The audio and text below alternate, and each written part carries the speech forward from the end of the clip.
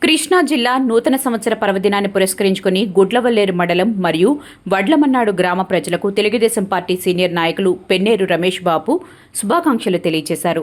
ఈ సందర్భంగా ప్రభుత్వం తీసుకున్న కీలక నిర్ణయాన్ని ఆయన ప్రజలకు వివరించారు. ప్రతి నెల 1వ తారీఖున ఇచ్చే సామాజిక భద్రతా పెన్షన్లను ఈసారి నూతన సంవత్సర కానుకగా ఒకరోజు ముందుగానే పంపిణీ చేయాలని ప్రభుత్వం నిర్ణయించిందని ఆయన తెలిపారు.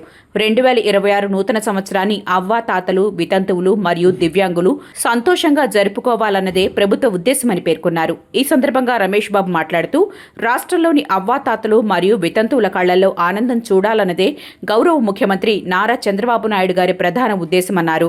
పండుగ పూట ఆర్థిక ఇబ్బందులు లేకుండా ఒకరోజు ముందుగానే పెన్షన్ అందజేసే అద్భుత కార్యక్రమానికి ఆయన శ్రీకారం చుట్టారు.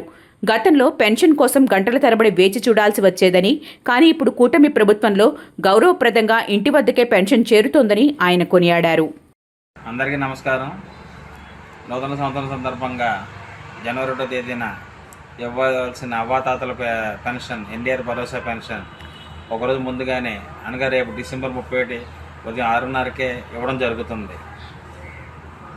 కూటమి ప్రభుత్వం మేనిఫెస్టోలో పెట్టిన విధంగా సూపర్ 6 పథకాలు ఒక్కోటి అమలు చేస్తున్న సందర్భంగా మన ముఖ్యమంత్రి వర్యులు నారా చంద్రబాబు నాయుడు గారికి, కొన్నిదేళ్ల డిప్యూటీ సీఎం శ్రీ పవన్ కళ్యాణ్ గారికి, నారా లోకేష్ గారికి ముందుగా నూతన సంవత్సర శుభాకాంక్షలు తెలియజేసుకుంటున్నాను. అదేవిధంగా గుడివాడ నియోజకవర్గం అభివృద్ధి పథకం నడిపిస్తున్న మన డైనమిక్ ఎమ్మెల్యే శ్రీ వెనుగండ్ల రాము గారికి ముందుగా నూతన సంవత్సర శుభాకాంక్షలు. మీ పెన్నేరు రమేష్ బాబు, తెలుగుదేశం, వడ్లమన్నాడు.